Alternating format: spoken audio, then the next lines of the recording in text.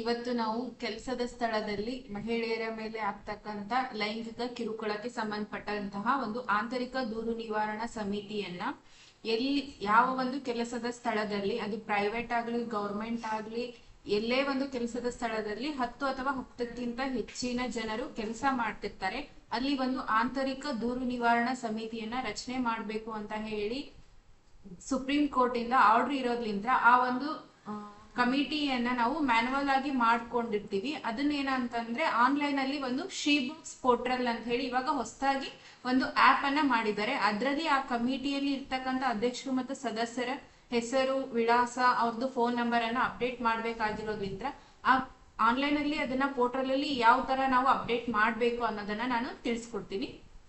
First Chrome ಅಲ್ಲಿ ಹೋಗ್ಬಿಟ್ಟು she box ಅಂತ ಸರ್ಚ್ ಮಾಡ್ಬೇಕು.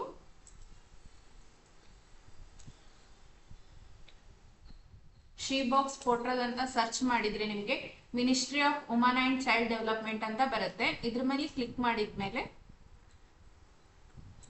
ಶಿ ಬಾಕ್ಸ್ ಪೋರ್ಟಲ್ ಓಪನ್ ಆಗುತ್ತೆ. ಇಲ್ಲಿ ಏನಂತಂದ್ರೆ ಪ್ರೈವೇಟ್ ಹೆಡ್ ಆಫೀಸ್ ಅಂದ್ರೆ ಪ್ರೈವೇಟ್ ಅಲ್ಲಿ ಯಾವ ಇರ್ತಾವು, ಪ್ರೈವೇಟ್ ಹಾಸ್ಪಿಟಲ್ ಆಯ್ತು, ಶಾಪಿಂಗ್ ಮಾಲ್ಸ್ ಆಯ್ತು, ಹೋಟೆಲ್ ಆಯ್ತು, ಕಾರ್ಖಾನೆಗಳಾಯ್ತು, ಫ್ಯಾಕ್ಟ್ರೀಸು, ಇವು ಎಲ್ಲ ಯಾವ ತರ ಅಂತಂದ್ರೆ ಅವ್ರು ಫಸ್ಟ್ ರಿಜಿಸ್ಟ್ರೇಷನ್ ಮಾಡ್ಕೋಬೇಕಾಗತ್ತೆ. ಅದಕ್ಕೋಸ್ಕರ ಇಲ್ಲಿ ಥರ್ಡ್ ಒನ್ ಆಪ್ಷನ್ ಇದೆ ನೋಡ್ರಿ, ಪ್ರೈವೇಟ್ ಹೆಡ್ ಆಫೀಸ್ ರಿಜಿಸ್ಟ್ರೇಷನ್. ಇದ್ರ ಮೇಲೆ ಕ್ಲಿಕ್ ಮಾಡಿದ್ರೆ ಈ ತರ ಒಂದು ಡೈಲಾಗ್ ಬಾಕ್ಸ್ ಓಪನ್ ಆಗುತ್ತೆ. ಇದು ಏನ ಅಂತಂದ್ರೆ ನಾವು ಒಂದು ಸಂಸ್ಥೆಯಿಂದ ಅಥವಾ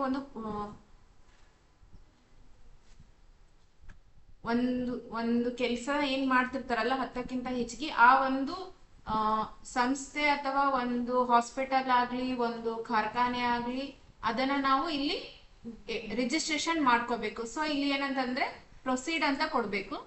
ಇಲ್ಲಿ ನೆಕ್ಸ್ಟ್ ಕೊಟ್ಮೇಲೆ ಇಲ್ಲಿ ಆಫೀಸ್ ಡೀಟೇಲ್ಸ್ ಕೇಳುತ್ತೆ. ಸೊ ಇಲ್ಲಿ ಏನಂತಂದ್ರೆ ಆಫೀಸ್ ಅಲ್ಲಿ ಇರ್ತಕ್ಕಂಥ ಇನ್ಫಾರ್ಮೇಶನ್ ಅನ್ನ ಇಲ್ಲಿ ಕೇಳುತ್ತೆ. ಸೊ ಇವೆಲ್ಲ ಮ್ಯಾಂಡೇಟ್ರಿ ಇರೋದ್ರಿಂದ ಇವನು ಕಂಪಲ್ಸರಿಯಾಗಿ ಎಲ್ಲಾನು ಫಿಲ್ ಮಾಡ್ಬೇಕು. ಯಾವ ತರ ಫಿಲ್ ಮಾಡ್ಬೇಕು ಅಂತಂದ್ರೆ ಆರ್ಗನೈಸೇಷನ್ ನೇಮ್ ಅಂದ್ರೆ ಆಫೀಸ್ ನೇಮ್ ಅಥವಾ ಕಂಪ್ನಿ ಪೂರ್ತಿ ಅವರ ಕಂಪ್ನಿಯ ಒಂದು ಹೆಸರನ್ನ ಇಲ್ಲಿ ಹಾಕ್ಬೇಕು. ಅಥವಾ ಒಂದು ಶಾಪ್ ಇರುತ್ತೆ, ಒಂದು ಶಾಪಿಂಗ್ ಮಾಲ್ ಇರುತ್ತೆ, ಸೊ ಅದ್ರ ಹೆಸರನ್ನ ಇಲ್ಲಿ ಹಾಕ್ಬೇಕು. ಸ್ಟೇಟ್ ಸೆಲೆಕ್ಟ್ ಮಾಡ್ಬೇಕು, ಕರ್ನಾಟಕ. ಸೊ ಇಲ್ಲಿ ಇರುತ್ತೆ ಎಲ್ಲ ಸ್ಟೇಟ್ ಹೆಸರು ಇರುತ್ತೆ. ನಮ್ದು state Karnataka, district Davanagere. So ಇಲ್ಲಿ ಸಬ್ ಡಿಸ್ಟಿಕ್ ಯಾವ ತಾಲೂಕಲ್ಲಿ ಇದೆ, ದಾವಣಗೆರೆಯಲ್ಲಿ ಇದೆನಾ, ಚನ್ನಗಿರಿಯಲ್ಲಿ ಇದೆನಾ, ಹರಿಹರದಲ್ಲಿ ಇದೆನಾ, ಆ ಒಂದು ತಾಲೂಕನ್ನ ನಾವು ಇಲ್ಲಿ ಅದನ್ನ ಸೆಲೆಕ್ಟ್ ಮಾಡಬೇಕು. ಇಲ್ಲಿ ಪಿನ್ ಕೋಡ್ ಕೇಳುತ್ತೆ, ಇಲ್ಲಿ ಪಿನ್ ಕೋಡ್ ಅನ್ನ ಹಾಕ್ಬೇಕು. ಅಡ್ರೆಸ್ ಎಲ್ಲಿ ಲೊಕೇಟ್ ಆಗಿದೆ, ನಿಮ್ಮ ಆಫೀಸು ಅಥವಾ ಒಂದು ಸಂಸ್ಥೆ ಎಲ್ಲಿ ಲೊಕೇಟ್ ಆಗಿದೆ ಆ ಒಂದು ಪೋಸ್ಟಲ್ ಅಡ್ರೆಸ್ ಅನ್ನ ಇಲ್ಲಿ ಹಾಕ್ಬೇಕು. ಇಲ್ಲಿ STD ನಂಬರ್ ಅಂತ ಕೇಳುತ್ತೆ. ಸೊ ಇಲ್ಲಿ ಏನಂದ್ರೆ ಇದು ಮ್ಯಾಂಡೇಟರಿ ಇರೋದ್ರಿಂದ ನಿಮ್ಮಲ್ಲಿ ಲ್ಯಾಂಡ್ ಲೈನ್ ಇತ್ತು ಅಂತಂದ್ರೆ ಲ್ಯಾಂಡ್ ಲೈನ್ ನಂಬರ್ ಹಾಕ್ಬೇಕು. ಇಲ್ಲಿ ಲ್ಯಾಂಡ್ ಲೈನ್ ನಂಬರ್ ಹಾಕ್ಬೇಕು, ಇಲ್ಲಿ ಮೊಬೈಲ್ ನಂಬರ್ ಹಾಕ್ಬೇಕು, ಇಲ್ಲಿ ಇಮೇಲ್ ID ಹಾಕ್ಬೇಕು. ಏನಂತಂದ್ರೆ ನೀವು ರೆಗ್ಯುಲರ್ ಆಗಿ ಯಾವ ಇಮೇಲ್ ಅನ್ನ ಯೂಸ್ ಮಾಡ್ತೀರಾ, ಯಾವ್ದು ರನ್ನಿಂಗ್ ಇರುತ್ತೆ, ಸೊ ಆ ಇಮೇಲ್ ID ನ ಇಲ್ಲಿ ಹಾಕ್ಬೇಕು. ನೆಕ್ಸ್ಟ್ ಇಲ್ಲಿ ನೋಡಲ್ ಆಫೀಸರ್ ಡೀಟೇಲ್ಸ್ ಅಂತ ಬರುತ್ತೆ. ನೋಡಲ್ ಆಫೀಸರ್ ಅಂತಂದ್ರೆ ಆ ಒಂದು ಸಂಸ್ಥೆ ಅಥವಾ ಒಂದು ಶಾಪಿನ ಯಾರು ಮಾಲೀಕರು ಇರ್ತಾರೆ, ಯಾರು ಓನರ್ ಇರ್ತಾರೆ, ಅವ್ರದ್ದು ಹೆಸರು, ಅವ್ರದ್ದು ಡಿಸಿಗ್ನೇಷನ್ ಅಂದ್ರೆ ಅವರು ಮ್ಯಾನೇಜರ್ ಇದ್ದಾರಾ, ಅವ್ರು ಏನಿದ್ದಾರೆ ಆ ಪೋಸ್ಟ್, ಇಲ್ಲಿ STD ಮತ್ತೆ ಇಲ್ಲಿ land line number, mobile number, email ID.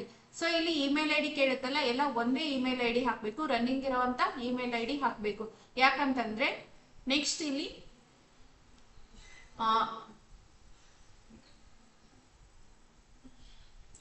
ಇಲ್ಲಿ ಮೇಲ್ ID ಏನ್ ಹಾಕ್ತಿರಲ್ಲ, ಇಲ್ಲಿ ನೀವೆಲ್ಲ ಫಿಲ್ಅಪ್ ಮಾಡಿದ್ಮೇಲೆ ಸೊ ಇಲ್ಲಿ ಇಮೇಲ್ ID ಹಾಕ್ತೀರಾ, ಸ್ಟೇಟ್ ಹಾಕ್ತೀರಾ, ಡಿಸ್ಟಿಕ್ ಹಾಕ್ತೀರಾ, ಸಬ್ ಡಿಸ್ಟಿಕ್ ಹಾಕ್ತೀರಾ, ಪಿನ್ ಕೋಡ್ ಹಾಕ್ತೀರಾ. ನೆಕ್ಸ್ಟ್ ಇಲ್ಲಿ ಚೂಸ್ ಫೈಲ್ ಅಂತ ಕೇಳುತ್ತೆ. ಸೊ ಇಲ್ಲಿ ಏನಂತಂದ್ರೆ ಒಂದು ಕಂಪ್ನಿಯ ರಿಜಿಸ್ಟ್ರೇಷನ್ ನಂಬರ್ ಇರುತ್ತೆ, ಅಥವಾ GST ನಂಬರ್ ಇರುತ್ತೆ, ಅಥವಾ ಪ್ಯಾನ್ ಕಾರ್ಡ್ ಇರುತ್ತೆ. ಸೊ ಇದ್ರದ್ದು ಏನಂತಂದ್ರೆ ಒಂದು ಕಾಪಿ, ಅದರದೊಂದು ಜೆರಾಕ್ಸ್ ಕಾಪಿಯನ್ನ ನೀವು ಇಲ್ಲಿ ಅಟ್ಯಾಚ್ ಮಾಡ್ಬೇಕಾಗುತ್ತೆ. ಇಲ್ಲಿ ಕೊಟ್ಟಿದ್ದಾರೆ ನೋಡ್ರಿ, ಕಂಪ್ನಿಯ registration number, GST number, company PAN number. So ಇದ್ರದ್ದು ಒಂದು ಜೆರಾಕ್ಸ್ ಕಾಪಿಯನ್ನ ನೀವು ಇಲ್ಲಿ ಚೂಸ್ ಫೈಲ್ ಅಲ್ಲಿ ಅಟ್ಯಾಚ್ ಮಾಡಬೇಕು. ಇಲ್ಲಿ ಮತ್ತೆ ಪೂರ್ತಿ ವಿಳಾಸವನ್ನ ಹಾಕ್ಬೇಕು. ಇಲ್ಲಿ ಕ್ಯಾಪ್ಚರ್ ಕೋಡ್ ಹಾಕಿ ಸಬ್ಮಿಟ್ ಕೊಡ್ಬೇಕು. ಈ ಮೇಲ್ ID ಏನ್ ಹಾಕಿರ್ತೀರಲ್ಲ, ಈ ಮೇಲ್ ಐಡಿಗೆ ಒಂದು ಸಬ್ಮಿಟ್ ಕೊಟ್ಮೇಲೆ ಒಂದು OTP ಬರುತ್ತೆ, ಆ OTP ಯನ್ನ ಹಾಕ್ಬೇಕು. ಆ OTP ಹಾಕಿ ನೀವು ಸಬ್ಮಿಟ್ ಕೊಟ್ರಿ ಅಂತಂದ್ರೆ ಅದು ಏನಾಗುತ್ತೆ ಅಂತಂದ್ರೆ DC ಅವ್ರ ಲಾಗಿನ್ ಅಲ್ಲಿ ಅಪ್ರೂವಲ್ ಬರುತ್ತೆ.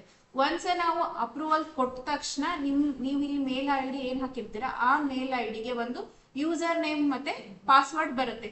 ಸೊ ಅವಾಗ ನೀವೇನ್ ಮಾಡ್ಬೇಕು, ಇದು ಒಂದು ಪ್ರೊಸೀಜರ್. ಫಸ್ಟ್ ಒಂದು ಪ್ರೊಸೀಜರ್, ನೀವು ರಿಜಿಸ್ಟ್ರೇಷನ್ ಆದ್ರಿ ಶೀಬಾಕ್ಸ್ ಪೋರ್ಟಲ್ ಅಲ್ಲಿ ರಿಜಿಸ್ಟ್ರೇಷನ್ ಆಗಿದ್ದಕ್ಕೆ ಇದು ಒಂದು ಫಸ್ಟ್ ಪ್ರೊಸೀಜರ್. ನೆಕ್ಸ್ಟ್ ಏನಾಗುತ್ತೆ, ಒಂದ್ಸಲ ನಾವು ಅಪ್ರೂವಲ್ ಕೊಟ್ವಿ ಅಂತಂದ್ರೆ ನೀವು ಅವಾಗ ಮತ್ತೆ ಏನ್ ಮಾಡ್ಬೇಕು ಅಂತಂದ್ರೆ ಮತ್ತೆ ಶೀಬಾಕ್ಸ್ ಪೋರ್ಟಲ್ ಅನ್ನ ಓಪನ್ ಮಾಡ್ಕೋಬೇಕು. ಶೀಬಾಕ್ಸ್ ಪೋರ್ಟಲ್ ಓಪನ್ ಮಾಡ್ಕೊಂಡ್ರಿ ಅಂತಂದ್ರೆ ಇಲ್ಲಿ ಲಾಗಿನ್ ಅಂತ ಇರುತ್ತೆ. ಸೊ ನೀವು ಲಾಗಿನ್ ಅಲ್ಲಿ ಕ್ಲಿಕ್ ಮಾಡಿದ್ಮೇಲೆ ನಿಮ್ಗೆ ಯೂಸರ್ ನೇಮ್ ಮತ್ತೆ ಪಾಸ್ವರ್ಡ್ ಬರುತ್ತೆ. ಸೊ ನೀವೇನ್ ಮೇಲ್ ಐ ಡಿ ಹಾಕಿರ್ತೀರಾ ಆ ಮೇಲ್ ಐ ಡಿಗೆ ನಿಮ್ದು ಯೂಸರ್ ನೇಮ್ ಮತ್ತೆ ಪಾಸ್ವರ್ಡ್ ಬಂದಿರುತ್ತೆ. ಆ ಯೂಸರ್ ನೇಮು ಪಾಸ್ವರ್ಡ್ ಹಾಕಿ ಇಲ್ಲಿ ಕ್ಯಾಪ್ಚರ್ ಕೋಡ್ ಇರುತ್ತೆ. ಸೇಮ್ ಆಸ್ ಇಟ್ ಈಸ್ ಈ ಕ್ಯಾಪ್ಚರ್ ಕೋಡ್ ಅನ್ನ ಹಾಕಿ ನೀವು ಇಲ್ಲಿ ಲಾಗಿನ್ ಆಗ್ಬೇಕು.